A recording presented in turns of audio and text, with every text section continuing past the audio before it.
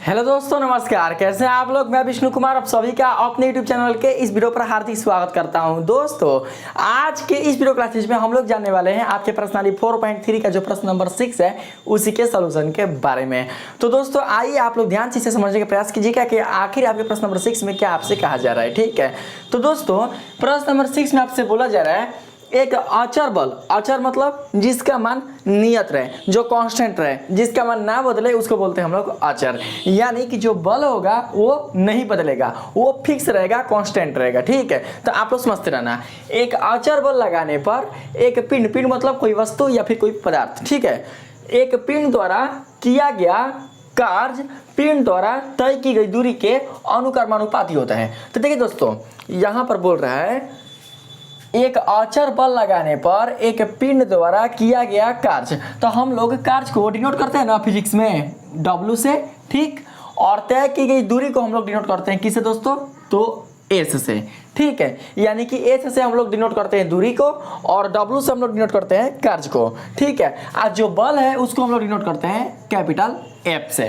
ठीक है, तो ये हो गया बल के लिए, ये हो गया दूरी के लिए, ये हो गया कार्य के लिए। तो बोला जा रहा है यहाँ पर दोस्तों कि पिंड द्वारा किया गया जो कार्य है, जो भैया कार्य है, वो अनुक्रमानुपाती है किसके भाई, तो पिंड द्वारा तय की गई दूरी के। अनुक्रमानुपाती करने का मतलब कि समानुपाती। तो दोस्तों हम लोग क्या करेंगे, समानुपाती करेंगे किसके, तो भाई उसी पिंड द्वारा तय की गई दूरी के। तो उस पिंड द्वारा तय की गई दूरी को हमने क्या यहाँ पर निरूपित किया, तो S।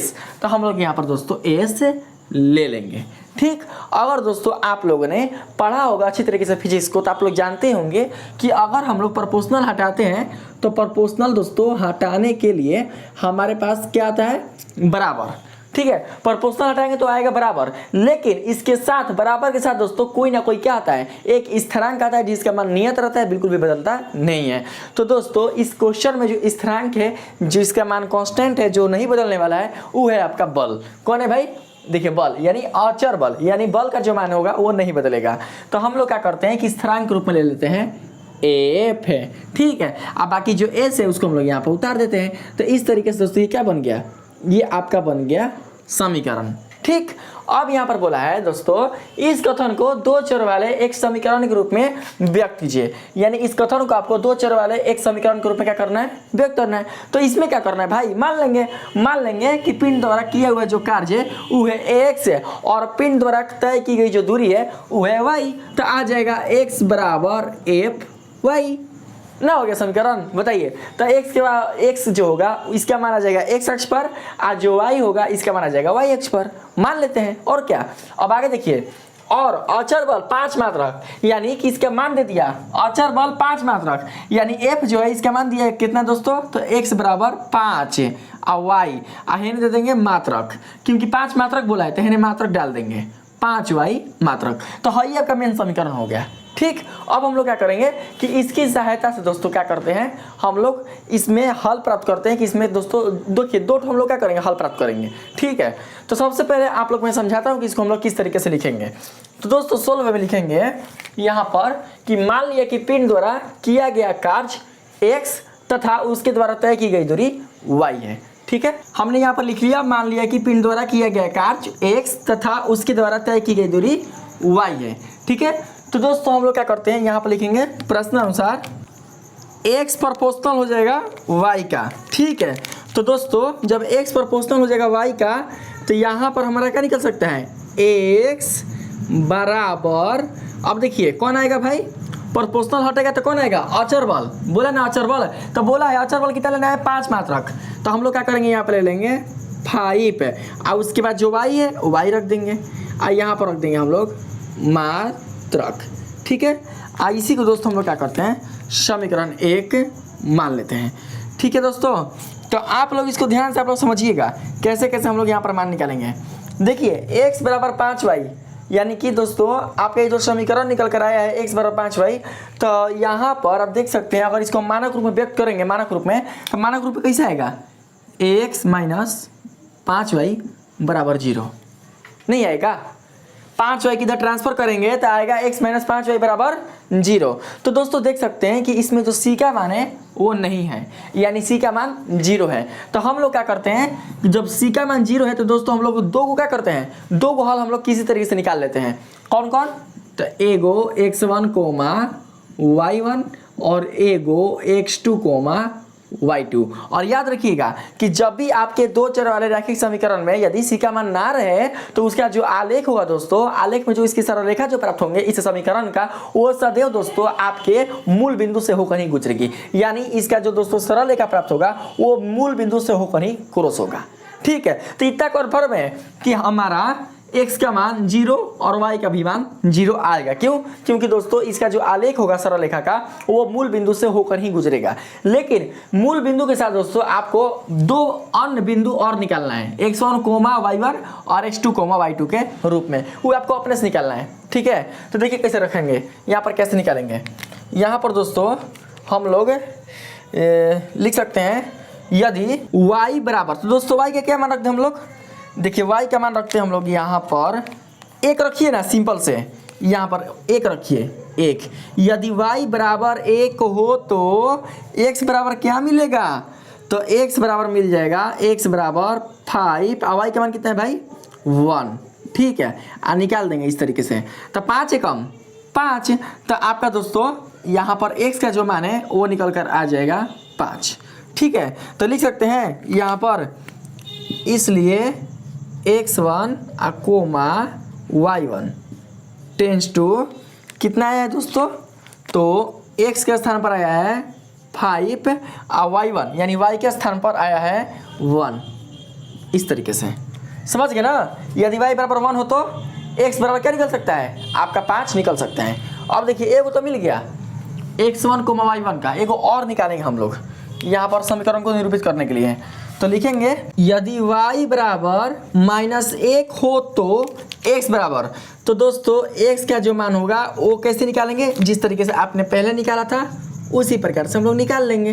तो देखिए यहाँ पर x बराबर 5 है और उसके बाद y का मान कितना रखना है भाई -1, तो यहाँ पर लिखेंगे -1, तो कितना आएगा x का मान 5 को -1 से मल्टीप्लाई करेंगे, कितना निकल कर आएगा -5, तो यहाँ पर लिखेंगे -5, तो हो जाएगा दोस्तों, इसलिए x2 coma y2 tense to आपका मिल जाएगा x के लिए -5 और जो y है वो मिल जाएगा -1। देखिए दो बिंदु आपका प्राप्त हो गया, -5 -1 आएगा दोस्तों, आपका प्राप्त हो गया 5 और 1। इस तरीके से तो हम लोग क्या करते हैं, डब्बा बना लेंगे। ठीक है, डब्बा, तो डब्बा बनाएंगे किसकी तरीके से भाई, किससे, तो समीकरण 1 से। तो लिखेंगे यहाँ पर चूंकि समीकरण 1 से 2 को काफ़ी है आपको आलेख पर निरूपित करने के लिए। ठीक है, तो दोस्तों यहाँ पर आप दे देना किसका भाई मान, तो x बराबर, तो x बराबर कितना है 5y, तो आप यहाँ पर दे देना x बराबर 5y, इसमें डाल देना आप लोग y। अब देखो आपके x का मान कितना आपको दिया है दोस्तों, x1 के लिए 5 और y1 के लिए 1, तो आपका x के लिए हो जाएगा 5 और y के लिए आपका आ जाएगा दोस्तों कितना, तो 1। फिर देखिए x2 को y2, तो x2 के लिए आया है -5, तो यहाँ पर लिखेंगे -5 और y2 के लिए आया है -1, तो यहाँ पर लिखेंगे -1। और इसकी सहायता से क्या कर सकते हैं, बस इन दोनों के मान की सहायता से क्या कर सकते हैं, आप लोग आलेख पर दोस्तों इसका जो निरूपण है आप लोग कर सकते हैं, यानी इसका सरल रेखा दोस्तों आप लोग प्राप्त कर सकते हैं, इसको आलेख पर दोस्तों आप लोग दर्शा सकते हैं। ठीक है, तो मैं आप लोग को दर्शाकर मैं बता रहा हूँ। ठीक, सबसे पहले अब आप लोग यहाँ पर ही देख लीजिए, पहला और दूसरा इसको हम लोग कैसे सोल्व करेंगे। बोला है यदि पिंड द्वारा तय की गई दूरी 2 मात्रक, यानी दूरी दिया है 2 मात्रक, तो लिखेंगे पहला नंबर में ऐसे, चूंकि दूरी हमें 2 मात्रक प्राप्त है। ठीक, यानी कि आपको दिया हुआ है। ठीक है, तो समीकरण ले लेंगे हम लोग, देखिए x बराबर 5y, यही वाला समीकरण हम लोग लेकर चलेंगे, तो हो जाएगा यहाँ पर, इसलिए x बराबर 5y, तो इसको दोस्तों हम लोग दे देंगे समीकरण 1 से, क्योंकि समीकरण 1 से क्या है, हमने इसे प्राप्त किया है। अब देखिएगा जब दोस्तों यहाँ पर x लेंगे आप बराबर में 5 लेंगे, तो y का मान कितना निकल कर आएगा भाई, देखिए दूरी किसको माना है दूरी y को माने हैं और दूरिया कितना दिया है, तय की गई दूरी 2 मात्रक। तो हम लोग यहाँ पर दूरिया ले लेंगे 2 मात्रक, ऐसे 2 मात्रक, ठीक है। तो फिर दोस्तों आपके यहाँ पर मान निकल कर आ जाएगा x बराबर 5 दूनी के 10 और यहाँ पर हो जाएगा मात्रक। तो ये हो जाएगा आपका पहला दोस्तों आपका बन चुका। अब देखिए दूसरा बनाते हैं। तो दूसरा में क्या चाहिए, 0 मात्रक। तो उसी प्रकार से हम लोग लिख लेंगे, चूँकि दूरी हमें 0 मात्रक प्राप्त है इसलिए x बराबर 5y। तो इसको भी लिख लेंगे हम लोग कहाँ से, तो समीकरण 1 से, है ना दोस्तों। समीकरण 1, तो समीकरण 1 से आप लोग लिख लीजिएगा। तो देखिए इसको हम लोग किस तरीके से बनाएंगे, बस कुछ ना, जैसे आपने इसको बनाया है वैसे आप लोग इसे भी बना लीजिए, ठीक है। तो हो जाएगा x बराबर 5 और y का मान दिया है 0 मात्रक, तो ले लेंगे हम लोग 0 मात्रक, ठीक है। तो इसलिए दोस्तों आपका जो x का मान होगा इसे लिख देंगे, अतः x बराबर 5 को 0 से गुणा करेंगे तो आ जाएगा 0 मात्रक, ठीक है। यहाँ पर भी दोस्तों हम लोग दे देंगे यहाँ पर अतः x बराबर 10 से मात्रक, ठीक है। दोस्तों यहाँ पर देखिए बोला है अचर बल 5 मात्रक लेकर, तो यहाँ पर अचर बल 5 मात्रक दिया है, तब हमने क्या किया, यहाँ पर मात्रक का प्रयोग किया है। तो दोस्तों यहाँ पर देखिए जब 0 मात्रक को 5 से गुणा कीजिएगा तो पूरा मात्रक इसका खत्म हो जाएगा। आप लोग का माइंड में डाउट होगा कि सर यहाँ पर 5y मात्रक है और आपने यहाँ पर मात्रक नहीं लिखा है, तो मात्रक आपने क्यों नहीं लिखा है। तो दोस्तों हमें केवल काम है, देखिए हम इसी से ना काम है, इसमें आपका मात्रक दिया हुआ है। देखिए तो जब आप समीकरण लोगे W = Fs, तो क्या इसमें इसका मान दिया हुआ है, कार्य का मात्रक क्या होता है, जूल होता है ना, तो Fs जूल करके दिया है, जूल करके दिया है, नहीं ना दिया है। जब हमारा यहाँ पर F का मान प्राप्त है कितना, यहाँ पर 5 मात्रक, तो 5 हमने रखा तब नहीं आपको यहाँ पर हमारा मान मिला कितना, तो 5 मात्रक। अगर नहीं रखते तो हमारा किस रूप में ये रहता, इसी रूप में रहता, यानी x बराबर Fy के। अब मात्रक नहीं रहता, मात्रक कहाँ से रहता, बिल्कुल भी नहीं रहता। तो दोस्तों यहाँ पर हम लोगों ने इसलिए मात्रक का प्रयोग नहीं किया है, जबकि y के लिए आपका मात्रक दिया है कितना, तो 2 मात्रक। तो हमने रख कर हमने यहाँ पर दोस्तों कुछ यहाँ पर इसके ऐसा मात्रक नहीं है, तो उसके लिए हमने क्या किया, मात्रक या फिर एक का क्या करेंगे हम लोग यहाँ पर यूज करेंगे। अब देखिए अब ऐसा मत सोचना कि यहाँ पर मात्रक रखे हैं तो यहाँ पर भी अगर मात्रक आता तो मात्रक स्क्वायर हो जाता, तो ऐसा कुछ भी नहीं, इसका कुछ मात्रक नहीं है, तो आप अपने से भी मात्रक यहाँ पर रख सकते हैं। अब यहाँ पर वही चीज़ देख लीजिए, जब y का मान दिया है दोस्तों यहाँ पर 0 मात्रक, 0 मात्रक को हम लोग 5 से गुणा करेंगे, तो यहाँ तो मात्रक नहीं होना चाहिए था, क्योंकि हमने 0 मात्रक को 5 से मल्टीप्लाई कर दिया, तो 0 केवल आएगा, मात्रक कहाँ से आएगा। तो 0 ठीक है आया है, लेकिन यहाँ पर जो x है वो किसके लिए है, x यहाँ पर यूज किसके लिए किए गए, तो कार्य के लिए किए गए हैं। तो कार्य के तो मात्रक भाई होता है ना, तो हम लोग मात्रक तो नहीं लिखेंगे, लेकिन मात्रक हम लोग यहाँ पर दर्शा देंगे या फिर एकक दर्शा देंगे इस तरीके से। तो आप लोग उम्मीद है दोस्तों कि समझ गए होंगे। आप लोग डाउट मत रखना कि स्क्वायर करेंगे फिर स्क्वायर करेंगे, लास्ट में हम लोग दर्शा देंगे कि इसका कुछ ना कुछ मात्रक होता है। तो दोस्तों आपका पहला और दूसरा बन चुका। अब मैं क्या करता हूँ कि आप लोग को आलेख के माध्यम से दर्शा कर दिखाता हूँ कि इसका जो आलेख होगा वो कैसा प्राप्त होगा। जैसा भी प्राप्त हो, लेकिन वो दोस्तों आपका जो सरल रेखा होगा वो आपके आलेख के मूल बिंदु से होकर ही गुजरेगा। तो आइए मैं आप लोग को समझाता हूँ। तो दोस्तों देख सकते हैं कि मैंने दोस्तों जो आप लोग को बोर्ड पर बताया था उसे दोस्तों मैंने ग्राफ के इस साइड जो आपका कॉपी है उस पर दोस्तों मैंने उतार लिया है। यहाँ पर हमने लिख लिया दिया गया समीकरण जो था दोस्तों, और यहाँ पर जो मैंने समीकरण 1 माना था उसको दोस्तों मैंने यहाँ पर उतार लिया, और जो मैंने दोस्तों बॉक्स बनाया था उस बॉक्स को दोस्तों मैंने यहाँ पर दर्शा दिया। वैसा ही दोस्तों काम आप लोग भी करिएगा, ठीक है। अब हम लोग क्या करेंगे कि इस बॉक्स में जो हमने हल यहाँ प्राप्त किया है x और y के लिए, तो दोस्तों इन्हीं दोस्तों बिंदुओं की सहायता से हम लोग क्या करेंगे कि आलेख पर जो समीकरण मिला है आपका x - 5y = 0, इसका दोस्तों हम लोग आलेख खींचेंगे। तो इस आलेख को निरूपित करने के लिए दोस्तों आपको आवश्यकता होगी 2 अक्षों की, जिसमें एक होगा आपका x अक्ष, दूसरा होगा आपका y अक्ष। तो सबसे पहले क्या करते हैं दोस्तों, हम लोग 2 अक्ष को ड्रॉ कर लेते हैं, ठीक है। देखिए हमने यहाँ पर दोस्तों 2 अक्ष खींच लिया, तो ये हो जाएगा आपका y अक्ष, तो यहाँ पर y और y डैश, और ये हो जाएगा x अक्ष, तो इधर x डैश और इधर x। माइनर से दोस्तों ये हिल चुका है, तो आप लोग बिल्कुल भी नहीं हिलाइएगा, है ना। आपका बिल्कुल भी लाइन ऐसा होना चाहिए एकदम दोस्तों, इसमें बिल्कुल भी कहीं पर भी कोई मिस नहीं होना चाहिए। हल्का सा माइनर से दोस्तों ये हिल चुका है, तो आप लोग जब बनाओगे तो बिल्कुल भी हिलाइएगा नहीं, ठीक है। तो हम लोग क्या करते हैं दोस्तों कि देखेंगे कि हम लोग इन अक्ष पर कैसा मापांक लें जिससे कि हमारे जो डब्बे में जो मान प्राप्त हुए हैं ये दोस्तों इसमें आ जाए। तो दोस्तों इसका जो मापांक है, अगर आप लोग इकाई भी लेकर चलते हैं 1 2 3 4, फिर भी दोस्तों ये जो आपके मान होंगे वो आपको प्राप्त प्राप्त हो जाएंगे। ठीक है, आप देख सकते हैं कि एक्स अक्ष की धनात्मक दिशा यानी कि जो आपका 5 है वो धनात्मक है, तो धनात्मक दिशा में दोस्तों हम लोग कितना लेकर चलेंगे 5 तक यानी 6 तक। तो धनात्मक दिशा कौन है, धनात्मक दिशा ये है। तो सबसे पहले हम लोग यहाँ पर मूल बिंदु दे देंगे और एक एक डब्बा लेकर दोस्तों, एक एक डब्बा, क्यों, क्योंकि हम लोग 1 सेंटीमीटर लेकर चलेंगे, क्योंकि हर एक डब्बा दोस्तों आपका 1 सेंटीमीटर का है। ये जो देखिए इस ये जो एक डब्बा है इसमें ये एक डब्बा है, देखिए ये जो एक डब्बा है तो इसकी जो माप है वो 1 सेंटीमीटर, फिर अगला मिलेगा 1 सेंटीमीटर, फिर अगला मिलेगा 1 सेंटीमीटर, इस तरीके से है। ठीक है, तो हम एक एक डब्बा छोड़कर दोस्तों चलेंगे। तो ये 0 हुआ तो हम लोग यहाँ पर क्या करेंगे दोस्तों, एक यहाँ पर ले लेंगे इस तरीके से, इस तरीके से। ठीक, देखिए एक डब्बा हुआ ना, फिर हम लोग क्या करेंगे यहाँ पर ले लेंगे तो ये हो जाएगा 2, फिर यहाँ पर ले लेंगे तो ये हो जाएगा 3, यहाँ पर ले लेंगे तो ये हो जाएगा 4 और यहाँ पर ले लेंगे तो ये हो जाएगा 5। उसी प्रकार से नीचे ले लेंगे तो इधर दोस्तों माइनस होगा, तो -1 -2 और -3 और -4। इधर हो जाएगा आपका 1, ये हो जाएगा 2, ये हो जाएगा 3, ये हो जाएगा 4। ठीक है, तो फिर इधर हो जाएगा दोस्तों आपका 5। ठीक है, तो दोस्तों ये सब आपके माइनस के रूप में होंगे, तो -1 -2 -3, यहाँ पर माइनस लगा देंगे।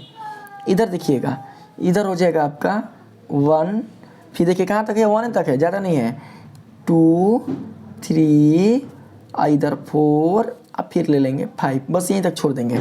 ये दोस्तों देखिए ज़्यादा कोई ज़रूरी नहीं है, उतने छोड़ दीजिएगा, नीचे वाइट इसका कोई ज़रूरी नहीं है, यहीं तक काम करेगा। ठीक है, यानी कि यहीं तक, ज़्यादा बिल्कुल नीचे नहीं जाना, यहीं तक बस -4 तक आप लोग रहने दीजिएगा। आप बस कोशिश कीजिएगा कि जो हमने यहाँ पर दोस्तों ये किया है आप लोग बिल्कुल भी ना करिएगा और यहाँ पर बिल्कुल भी हिलाइएगा मत। एकदम दोस्तों आपका जो ग्राफ होना चाहिए वो बेस्ट होना चाहिए, अच्छा होना चाहिए। हल्का सा दोस्तों जहाँ पर हम कॉपी रख कर बना रहे हैं वो थोड़ा सा हिल रहा है, इसलिए दोस्तों हमारा जो पेन है वो थोड़ा सा मिस करके। ठीक है, अब देखिए हम लोग यहाँ पर देखेंगे x का जो मान है वो 5 और y का जो मान है दोस्तों वो 1। तो इससे हम लोग क्या प्राप्त कर सकते हैं क्रमित युग्म में, तो मिल सकता है 5,1, यानी कहने का मतलब कि x का मान होगा 5 और y का मान होगा 1। तो x का मान 5 कहाँ है दोस्तों, तो यहाँ पर। ठीक है, और y का मान 1 तो ये दोस्तों यहाँ पर है, तो कहाँ पर आएगा बिंदु, यहाँ पर। तो यहाँ पर हम लोग ऐसे कर लेते हैं। ठीक है, अब फिर देखिए कौन है, -5 -1।